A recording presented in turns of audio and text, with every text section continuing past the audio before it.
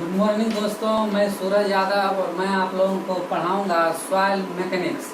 Soil mechanics में first chapter हम deal करने जा रहे हैं properties of soil. Properties of soil में सबसे पहले हम इस चीज़ों को जानना जरूरी है कि हमें सॉइल मैकेनिक्स पढ़ने की ज़रूरत क्यों पड़ी। सॉइल मैकेनिक्स पढ़ने की ज़रूरत हमें इसलिए पड़ी क्योंकि बिल्डिंग में अच्छा कॉलम और अच्छा बीम दोनों प्रोवाइड करने के बावजूद भी वो बिल्डिंग हमारे स्ट्रक्चर के लिए बेनिफिशियल नहीं रह जाता है, उपयोगी नहीं रह जाता है, क्योंकि सॉइल जो है बिल्डिंग के नीचे वो प्रॉपर स्ट्रेंथ प्रोवाइड नहीं करने के कारण हम सॉइल जो है थी बिल्डिंग जो है वो फेल होने का चांस रहता है। और फेल होने का चांस उसमें इसलिए रहता है क्योंकि वो अनसिमेट्री सेटलमेंट ऑफ बिल्डिंग के कारण उस बिल्डिंग को फेल होने का चांस बन जाता है। आइए अब आगे हम डील करते हैं। सॉइल जो है कंसिस्ट करता है सॉलिड पार्टिकल्स, जिसके कारण फॉर्म करता है porous structure. Porous structure soil जो है पोरस स्ट्रक्चर फॉर्म करता है, जिसके कारण यही है कि सॉलिड पार्टिकल कंटेन करता है सॉइल। सॉइल जो है पोर्स ऑफ सॉइल में be filled with completely filled with water, completely filled with air or partially filled with air and water.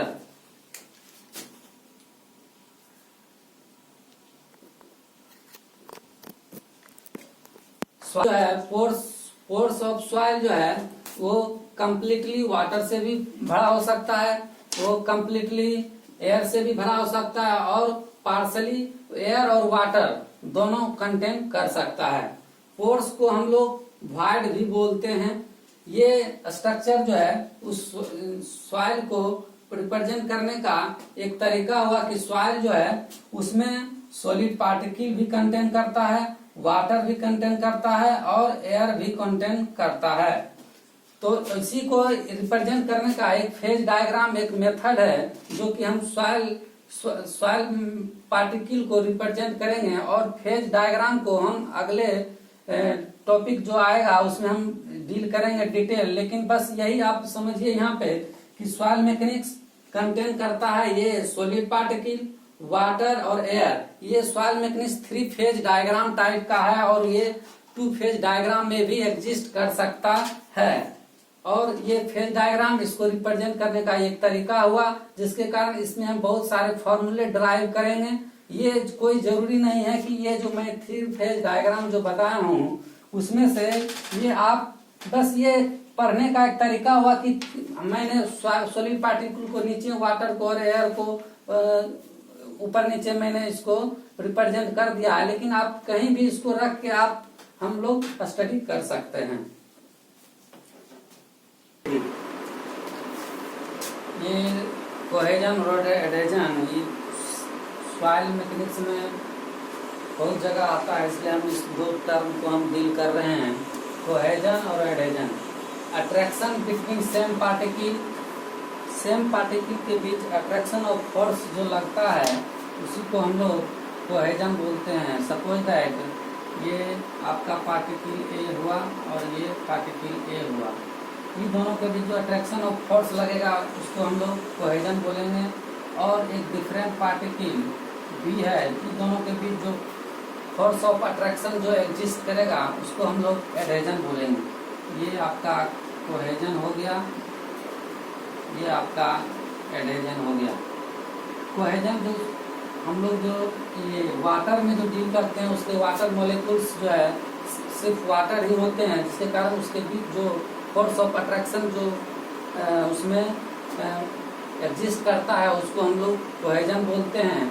और उसी वाटर को अगर हम टेबल पे अगर हम डाल देते हैं तो टेबल पे डाल देने के बाद टेबल और वाटर मोलिक्यूल्स दोनों एक डिफरेंट पार्टिकल हो गया, जिसके कारण दोनों के बीच जो फोर्स ऑफ अट्रैक्शन जो एग्जिस्ट करता है उसको हम लोग एडेजन बोलते हैं। ये ग्रेवल, सैंड, सिल्ट और क्ले ये सॉइल का क्लासिफिकेशन साइज के आधार पे हुआ, जिसके कारण इसका यूज इसमें आएगा, इसलिए इस टर्म को हम लोग यहीं पे डील कर दे रहे हैं। आगे इसका डिटेल स्टडी हम लोग क्लासिफिकेशन ऑफ सॉइल में करेंगे। साइज के आधार पे हम लोग अगर 2 माइक्रोन से छोटा अगर सॉइल पार्टिकल है तो उसको हम लोग क्ले बोलेंगे, और 75 माइक्रोन और 2 माइक्रोन के बीच अगर उसका साइज है तो उसको सिल्ट बोलेंगे, और 4.75 mm और 75 माइक्रोन के बीच अगर सॉइल का साइज है तो उसको सैंड बोलेंगे, और 80 mm और 4.75 mm के बीच अगर सॉइल का साइज है पार्टिकल का तो उसको हम लोग ग्रेवल बोलेंगे, और 80 mm से बड़ा अगर सॉइल पार्टिकल है तो उसको हम लोग कोबल बोलेंगे, और 300 mm से बड़ा अगर सॉइल का साइज है तो उसको हम लोग कोबल बोलेंगे। सॉइल के बारे में हम पीछे भी बताए हैं कि ये सॉइल 3 फेज डायग्राम और 2 फेज डायग्राम दोनों में एग्जिस्ट कर सकता है, बस दोनों का कंडीशन अलग अलग हुआ। अगर 3 फेज डायग्राम में सॉइल एग्जिस्ट करता है तो सॉइल में एयर, वाटर और सॉलिड पार्टिकल ये तीनों एग्जिस्ट करेंगे। ये एयर, वाटर और सॉलिड पार्टिकल तीनों एग्जिस्ट करने के कारण उसके 3 फेज डायग्राम को हम लोग पार्शियली सैचुरेटेड सॉइल बोलेंगे, क्योंकि उसमें एयर, वाटर और सॉलिड पार्टिकल तीनों है। और 2 फेज डायग्राम में या तो एक सॉलिड पार्टिकल तो ये आपका कॉमन दोनों में रहेगा, दोनों डायग्राम में 2 फेज डायग्राम में, बशर्ते चेंज कर जाएगा ये आपका वाटर और एयर। अगर वाटर एग्जिस्ट करता है ये आपका तो सिर्फ ये सैचुरेटेड सॉइल हो गया। अगर वही सॉइल को आप ड्राई कर देते हैं तो वाटर पार्टिकल रिमूव करने के बाद वॉइड में सॉइल के वॉइड में सिर्फ जो है एयर एग्जिस्ट करेगा, जिसके कारण इसको हम लोग ड्राई सॉइल करेंगे। ये 3 फेज डायग्राम को सैचुरेटेड सॉइल रहेगा तो उसका फेज डायग्राम ऐसा होगा, ड्राई सॉइल होगा तो उसका फेज डायग्राम ये होगा, और पार्शियली सैचुरेटेड सॉइल होगा तो ये तीनों एग्जिस्ट करेंगे, एयर, वाटर और सॉलिड।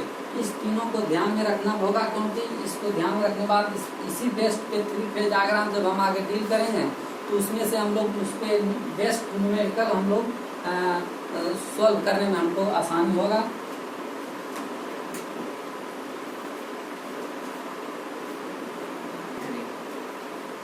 तो हम लोग 3 phase diagram of soil deal करते हैं, जिसको आगे फार्मूला हम और ड्राइव करेंगे, जिसको इसको 3 फेज डायग्राम को उसके सॉइल के टोटल वॉल्यूम और टोटल वेट के बारे में जानना जरूरी है। ये सॉइल जो है 3 फेज डायग्राम में मैं बताया हूँ कि सॉलिड पार्टिकल, वाटर और एयर एग्जिस्ट करेगा।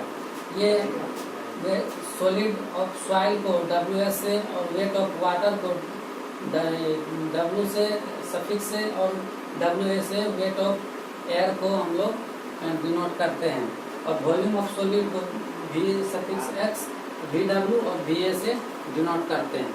और ये यहाँ पे हम बता दें कि ये वॉल्यूम ऑफ एयर और आपका वॉल्यूम ऑफ वाटर दोनों को मिला के वॉल्यूम ऑफ वॉइड भी हम लोग बोलते हैं। वॉल्यूम ऑफ वॉइड मीन्स जब भी इसका हम चर्चा करेंगे तो वॉल्यूम ऑफ एयर और वॉल्यूम ऑफ वाटर का एक कंबाइंड फॉर्म को हम लोग बोल रहे होंगे। अगर हम वॉल्यूम ऑफ वॉइड बोल रहे होंगे तो इसका मतलब है कि वॉल्यूम ऑफ एयर और वॉल्यूम ऑफ वाटर को कंबाइंड फॉर्म में हम लोग सूचित कर रहे हैं। इसलिए volume of air, volume of water को हम लोग यहाँ पे VA से डिनोट करते हैं।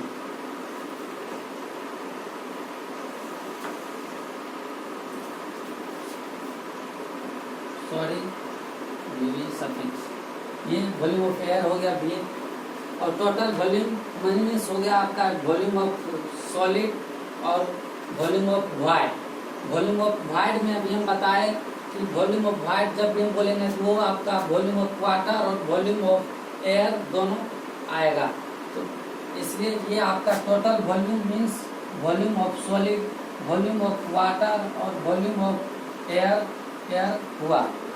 टोटल वेट मीन्स हो गया आपका ये wait of solid, wait of water plus weight of air. ये आप इसमें सॉइल में एयर तो एग्जिस्ट करता है लेकिन उसका कोई वेट नेग्लिजिबल होता है, जिसके कारण उसका वेट ऑफ एयर को हम लोग सॉइल मैट्रिक्स में कहीं भी कंसीडर नहीं करते हैं। जिसके कारण टोटल वेट ऑफ सॉइल हो गया आपका वेट ऑफ सॉलिड और वेट ऑफ वाटर। जब भी टोटल वेट की बात हम लोग जब सॉइल मैकेनिक्स में प्रॉपर्टी ऑफ सॉइल कहीं भी करेंगे तो टोटल वेट जो है सॉइल का वेट ऑफ सॉलिड और वेट ऑफ वाटर के कारण यहाँ आएगा, क्योंकि वेट ऑफ एयर जो है वो नेग्लिजिबल होता है। ये आगे जो भी फार्मूला हम लोग जो न्यूमेरिकल डील करेंगे तो उसमें आपका डेंसिटी ऑफ वाटर का अलग अलग फॉर्म में यूज होगा, इसके कारण हम यहाँ पे बता दे रहे हैं। डेंसिटी ऑफ वाटर को जो होता है 1000 किलोग्राम पर क्यूबिक मीटर होता है, या 1 ग्राम पर ml होता है, या 1 ग्राम पर क्यूबिक सेंटीमीटर होता है। 1 क्यूबिक सेंटीमीटर को ही 1 ml बोलते हैं, जिसके कारण ये दोनों सेम है। बशर्ते अब न्यूमेरिकल में डाटा जो दिया हुआ है वो कैसा, उसके हिसाब से हम लोग डेंसिटी ऑफ वाटर जानेंगे। लेकिन ये जानना जरूरी है कि इसका अलग अलग फॉर्म में डेंसिटी ऑफ वाटर क्या क्या होता है। 1 ml ये आपका कन्वर्सन है जो आगे जरूरत पड़ेगा, इसलिए इसको भी हम यहीं पे डील कर दे रहे हैं। 1 ml जो है 1 क्यूबिक सेंटीमीटर के बराबर होता है, और 1 लीटर 1000 ml, या अभी हम बताए कि 1 क्यूबिक सेंटीमीटर को 1 ml भी हम लोग बोलते हैं। इस कारण 1 लीटर बराबर 1000 ml या 1000 क्यूबिक सेंटीमीटर होता है, या 1 लीटर बराबर 10⁻³ क्यूबिक मीटर होता है। ये यूनिट कन्वर्सन है जो यूज करेगा, इसको यहाँ पे हम लोग देख लेते हैं। अब इम्पोर्टेंट बेसिक टर्म को हम लोग डील करते हैं, जो अब यहाँ से स्टार्ट होता है, जिसका आगे जरूरत ज़्यादा पड़ेगा हर एक टर्म में। वाटर कंटेंट को हम लोग डील करते हैं। It is defined as the ratio of weight of water to the weight of solid in given soil. ये जनरली जो एक्सप्रेस जो किया जाता है इन परसेंटेज में दिया रहेगा, 20%, 30% या etc।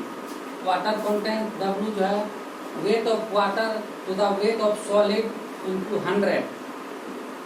ये 3 फेज डायग्राम में हम बताए थे कि वेट ऑफ वाटर को W से डिनोट करते हैं, WS से वेट ऑफ सॉलिड को डिनोट करते हैं। परसेंटेज में रहने कारण इनको 100 से हम मल्टीप्लाई कर देते हैं, और ये इसको या तो हम लोग वेट के टर्म में या मास के टर्म में भी हम वाटर कंटेंट को हम लोग लिख सकते हैं। Mass of water to the mass of solid into 100। ये वेट से ही आया, G से अगर मल्टीप्लाई कर देंगे तो कट जाएगा, जिस कारण मास आएगा। इसको वाटर कंटेंट W बराबर mass of water to the mass of solid into 100। Water content में जो लाई करता है उसका वैल्यू ये वहाँ से ऑब्जेक्टिव भी अराइज होता है कि वाटर कंटेंट 0 भी हो सकता है, 0 और 100 के बीच भी लाई कर सकता है, और 100% से ज़्यादा भी लाई कर सकता है। वाटर कंटेंट को हम बताएंगे कि परसेंटेज के फॉर्म में दिया हुआ रहेगा, और इसका वैल्यू कुछ भी हो सकता है।